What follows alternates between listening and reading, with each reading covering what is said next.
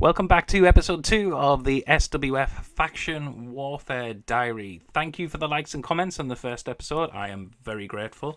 But let's get started with another record-breaking show on the way. Firstly, we signed Sam Keith to that written deal as our number 1 road agent, as I mentioned in the previous episode.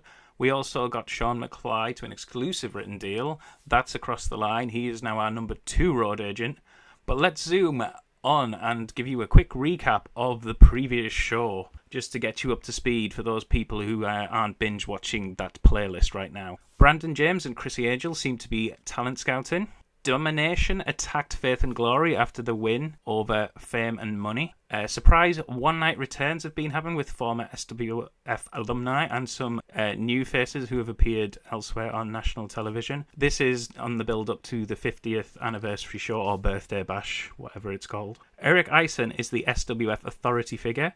He's also brought in a new SWF World Television Championship, which must be defended every night on Supreme TV. Rogue is happy as Eric is in charge. He expects favours to be repaid. I think Remo also feels the same. Right, Rogue, his open challenge didn't go so well though, as Primus accepted. This led Rogue to trick him and whack him with a microphone before he ran off. Randy Unleashed is trying everything to get out of a match with Mickey Lau. Spencer Spade retained his SWF North American Championship over Joey Morgan. Hollywood Brett Starr took out his lackey. After the match, he held the belt hostage until he got what he wanted, which was a match at the pay-per-view with Spade for the championship. He did get that. So, we went on to huge chaos after Golden and the returning Valiant went to a double DQ with Remo and Scythe. Des David left Golden and Remo bloodied after belt shots.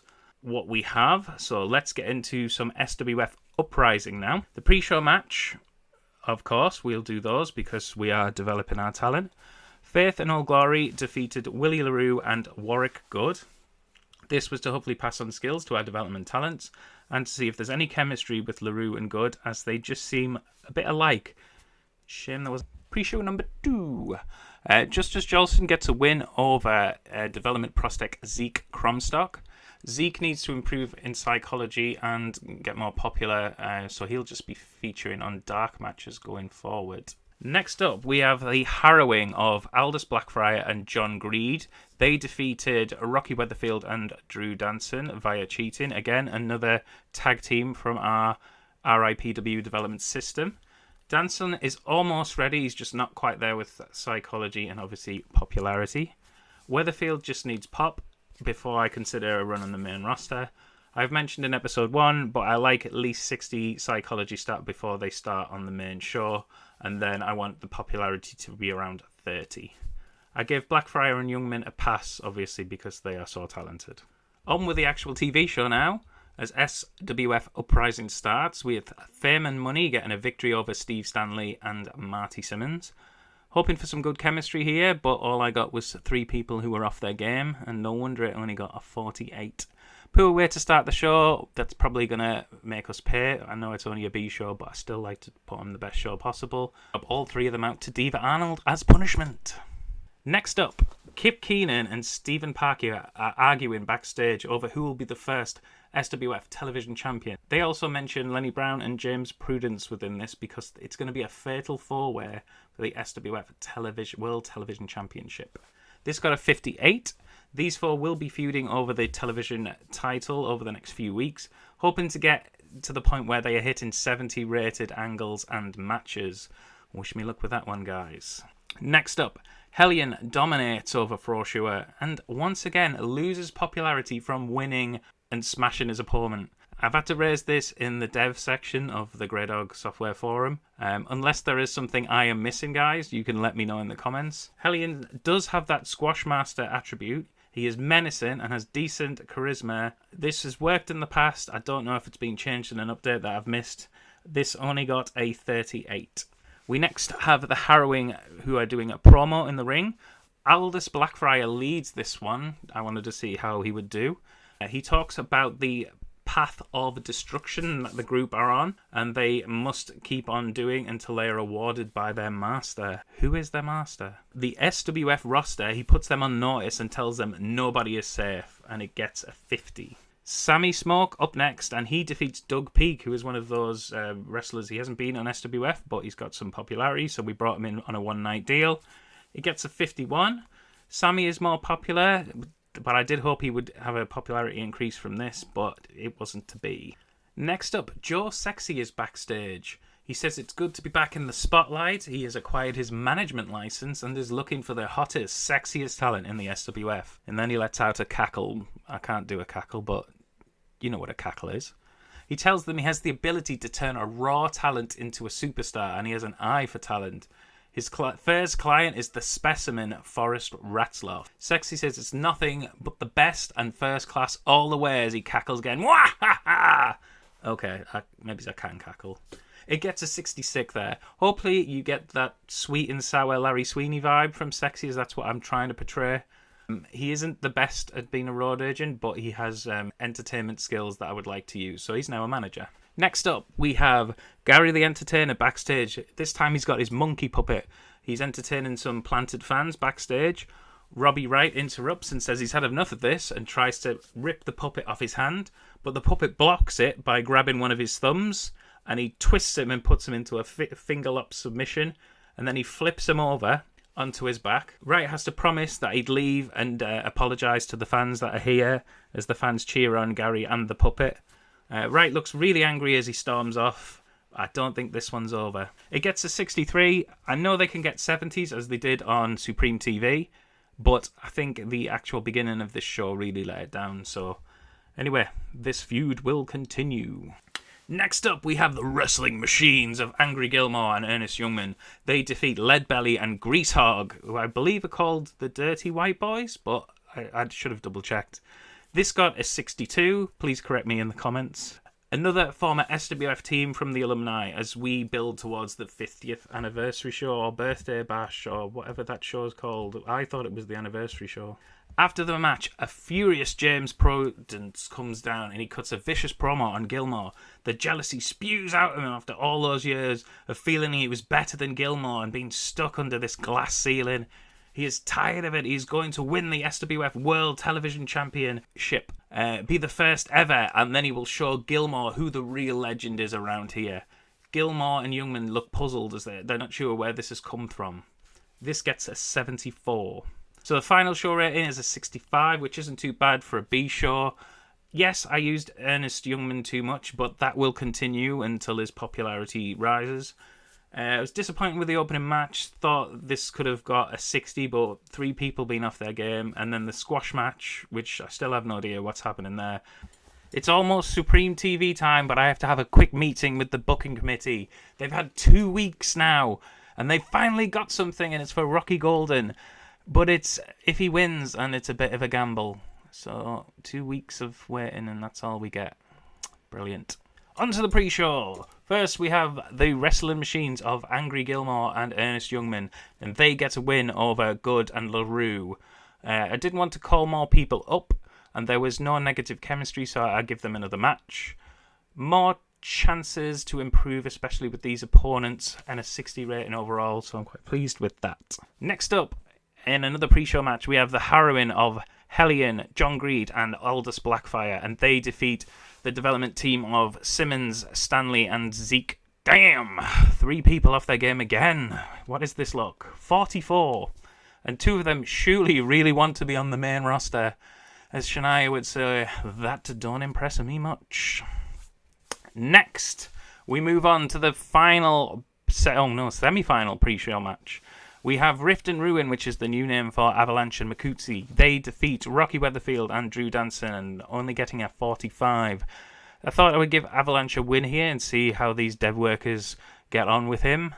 Well, they survived, I'll give them that. Next up, the final pre-show match. And it's Charger Siaki who gets the victory over Froshua with a crash test. This got a 51. Froshua was off his game and still got a 51 out of Charger Siaki. Let's get on with the show.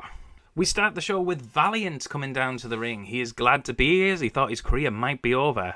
He is going to put a beating on Scythe at the pay-per-view, and then maybe he can finally get a match with his good friend Rocky Golden for the SWF Championship. This brings out the champ, Rocky Golden. He comes down to the ring and he says it's tough at the top because everyone wants to be the SWF champion. He said it would be an honour to face Valiant and wishes him well against Scythe. He points out that they have to get past Des Davids and Remo tonight, but luckily they aren't on the same page because last week it was Davids who hit Remo and himself with the SWF Championship. Golden gets serious and tells Des, "I owe you one." He points at the bruise on his head. He then looks at Valiant and asks if he's sure he's 100% ready for tonight. Valiant says of course he is, he can go all night, pal, and if Scythe sticks his nose in tonight, he will be ready for him too. He then says that they should all go and party out after this match later. Hannah puts her arm on his and isn't so sure. She doesn't look very happy about that. He tells her everything will be fine. Plus, he knows a few ladies around here who want to go and party. Golden says he will see how the night goes, but I bet we can both agree we will give these fans one hell of a show tonight when we kick David's and Remo's ass. Next up, Hollywood Bret Starr and Mikey Lau defeat Randy Unleashed and Spencer Spade. This will pass pop from Unleashed and Spencer Spade to Starr and Lau, but that's cool because they're facing at the pay-per-view. Maybe we'll reverse it, maybe we won't. It got an 80 rating, which is great. Hopefully my main event can get at least an 85 or higher. We will see. In the next segment, Jerry Ison and Eric Ison both come down to the ring. Eric is looking very smug and he speaks first, saying he knows why his brother is here, to pat him on the back and tell him what a great job he's been doing. He puts over the show last week and all of his created ideas. He is about to go on and on about more of them, but he is cut off by Jerry's hand. Jerry says, yes, some things did go well last week. We had a stellar main event, as we do tonight. We have a new World Television Championship, and the fans and reporters seem to enjoy the show. But Eric, it was not all great. We had superstars fighting in the crowd, putting people at risk. There was blood spilled on our ring canvas. You let a wrestler return without a full medical check. Just his words and the rest of your paperwork and reporting has not been done. Eric, I think you need some more support. Eric smiles and says, yeah, if you want to get someone to do the donkey work and all the paperwork so I can keep on being creative. Jerry stops him again. You have shares in this company. It's your responsibility to do the hard stuff too. You seem like a man under pressure, so we will have a new commissioner here tonight to help you out. Eric asks, who the hell is it and where are they? Jerry says, all in good time. I have them flying over on the company jet. They will be here later. And Eric looks furious. Commentary do speculate all night who this could be. This got a 67 rated, which was to be expected as none of them are truly over or popular. It's comedy time, everyone. Well, I'll let you be the judge of that.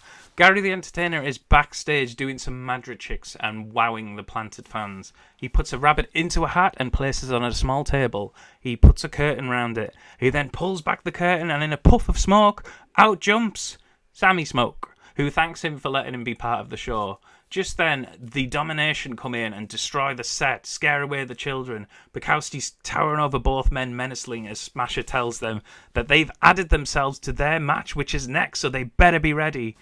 On their way to the ring, they pass Robbie Wright, who gives them some rolled up money, and then he leaves smiling. Brandon James and Chrissy Angel are in the background. They're making some notes on a clipboard. James is looking to build a faction. Big Money Inc. is open for business.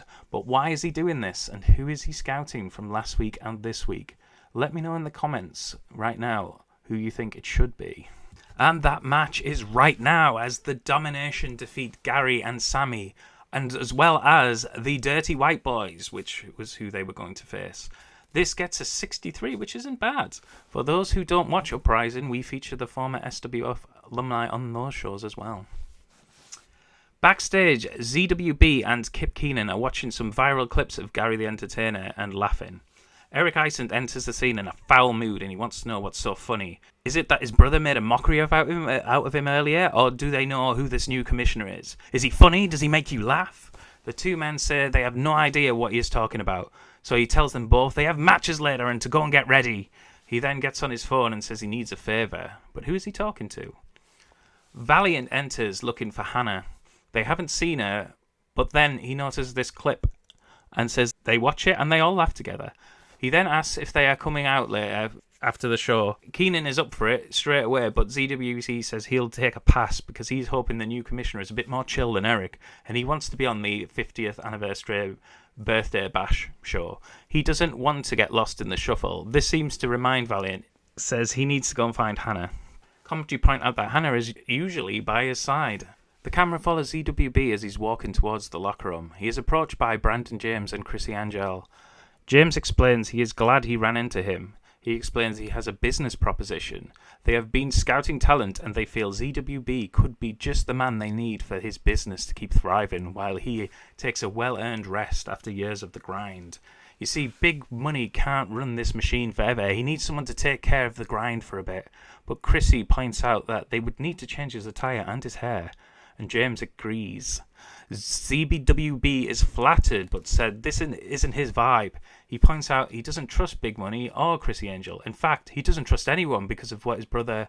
He then says, besides, why would he want to be associated with a stuck-up, lazy, jumped-up douche and a blonde Barbie bitch with a clipboard? He leaves and James is furious. He loosens his tie and tells him he will live to regret that and pulls out his cell phone. This got a 68, but I was hoping for better. It's time for the SWF World Television Championship match, and it's Stephen Parker who picks up the win thanks to Justice Jolson taking out Jungle Lord while the referee was distracted. I wanted to calm down the crowd here.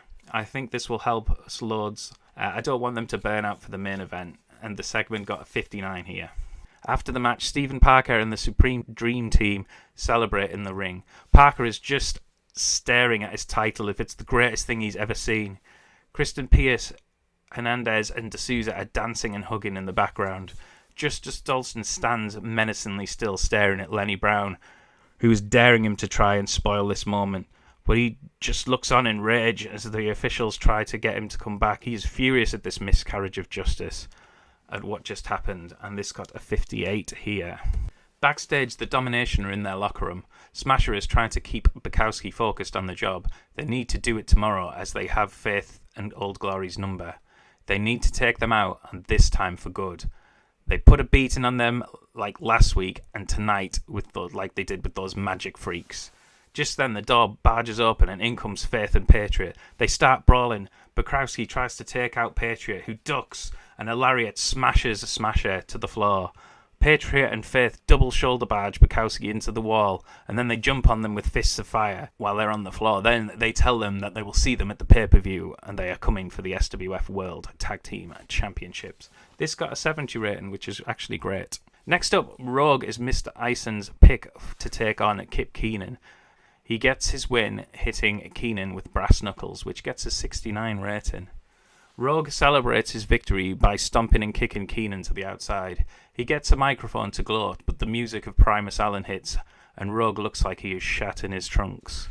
Primus marches to the ring, and Rogue comes to his senses and takes off through the crowd as fast as he can.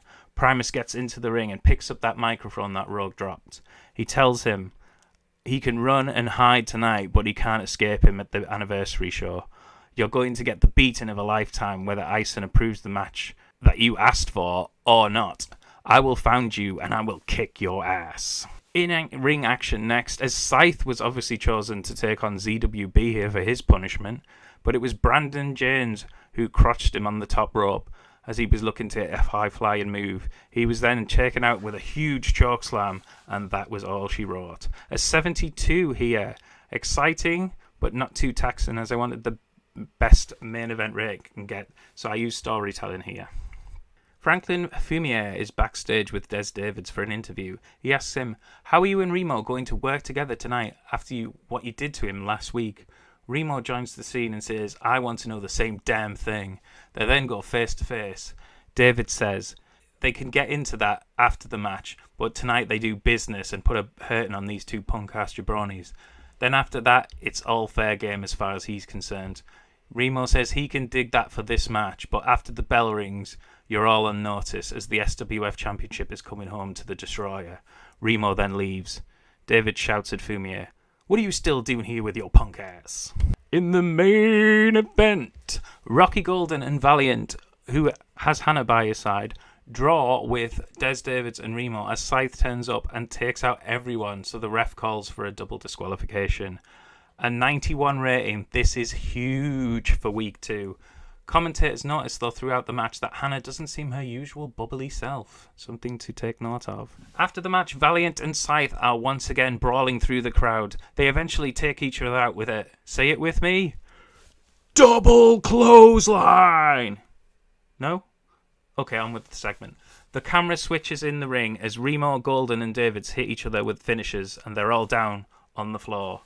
The music of the SWF icon Jack Bruce blares around the arena, and this got a 93 rating, so I can imagine they all went banana.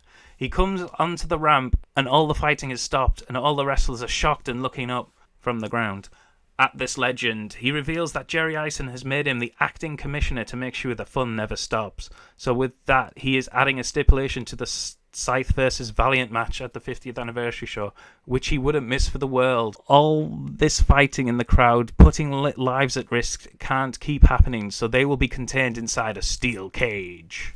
Secondly, Remo, I can't be having you getting involved in the main event. We want a good, clean fight, so I'll be making sure at ringside there is a giant enforcer. He then rocks out with the fans as the show goes off the air. So we have a 90 overall show for the second Supreme TV, which is amazing in anyone's book. Let me know what you thought in the comments, or if you have any questions on what timings, road agent notes, etc. I have. Anyway, there we have it. Jack Bruce is back in the SWF as the commissioner. Surely he's going to be butting heads with Eric along the way, as they have that old rivalry. Did anyone spot the hint earlier, though? Those CornellVerse long-time players? If not, go back and listen to Jerry's promo right before he revealed who the new commissioner would be. This is the first time I've actually signed Jack Bruce. I normally do saves with just the main roster and development, but to try and catch USPW as quickly as possible, we need all guns blazing. I don't have any plans currently to return him to the ring, but you never know. We made 2.49 million, so our network improvement budget is rising. We gained popularity again in all those regions shown in yellow, rising up a point in Canada and the UK. Des Davids gained popularity. He was at 76. He's now at 77 and 78 in the US. Ernest Youngman is up in the low 20s across the US, 19 in Canada, 17 across Mexico, and 10 across the UK. We will keep slowly introducing him. Then when he gets hot, he will explode, hopefully. Not literally. Hellion lost popularity again for the second squash match, so he will just win normal matches, I guess, going forward, unless there is a bug and that gets fixed. Unless you guys know if I'm missing something or not. Hollywood Bret Start and Michael Out did pick up pop. Both are now 72 across the US. Spade and Unleashed have dropped down to 69, but maybe this will swap back at the pay-per-view. We'll have to wait and see. Next episode, which is the 50th anniversary show. Let's take a look at how the show is looking. Maybe you want to do some predictions on the forum diary section or below in the comments. I just want to thank everyone again for watching, subscribing. If you've got this far, please leave a like. The next episode should be up soon. It is the pay-per-view. But before you go, here is a link to another video that you might like. Thanks very much.